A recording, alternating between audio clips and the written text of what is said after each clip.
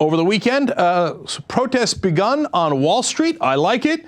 It was called Occupy Wall Street. Guardian says it was 5,000 strong demonstration on Saturday. And what they want to do is they want to do not just one demonstration, but actually kind of try to take over Wall Street and sit down and not leave. So some of that has continued at Zuccotti Park. The street reports that about 150 people, in their words, were, quote, milling around. I don't know what they mean by that, but certainly some people sat down, and a couple of people went into a Bank of America branch, according to Bloomberg News, and 7 were arrested. Now, why were they arrested? Were they trying to rob the bank? No. Well, they were exercising their freedom of speech, obviously protesting First Amendment rights. Well, the New York Police Department had to go back to a law from 1845 saying that if there are people gathered together, not more than one of them can have a mask on. Aha, 2 of you have masks on, that's it, you're done. And that's why they arrested some of the people there. When you got to go back to 1845 to try to find a law, that means there are powerful interests that are saying, hey, we need those guys arrested one way or another. I don't care how you do it. I don't care if they're exercising their First Amendment rights. I pay the bills around here. This is Wall Street. Go arrest those folks. Now, some media are not covering this because they say, well, it's not large enough.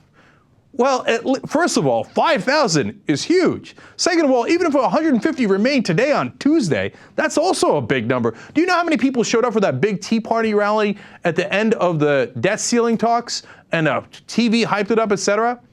Somebody counted. 24 people showed up. Now, there have been other Tea Party gatherings that were larger, but they get this tremendous hype. These guys are actually trying to do the right thing. By the way, Tea Party, where are you? Why aren't you on Wall Street with these guys? Remember that the original Tea Party idea was they were mad about the bailouts. Then wouldn't you be mad at Wall Street? Wouldn't you be mad at the banks who received those bailouts, who got all those favors? How come you never do any protests on Wall Street? That's because you already got co-opted by Wall Street, by the big Republican donors who don't want you to do any protests on Wall Street, or, by the way, of the Treasury Department. The guy who is most responsible, if the Obama administration is at fault for our poor economy, who's the guy who's in charge of that division?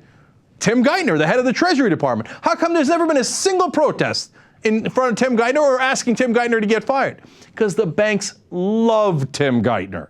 That's why the Tea Party never, ever touches them, and they never touch Wall Street. That's why the movement largely is a fraud. I think a lot of the people inside the movement are not frauds. They're actually angry, and they get that their politicians are sellouts, but they've already been misdirected, whereas these guys are at least doing the right thing.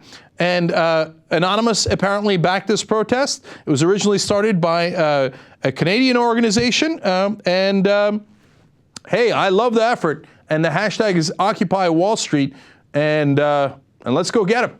If you want to join and sit down, I totally encourage that, because these are the guys who robbed you and continue to rob you.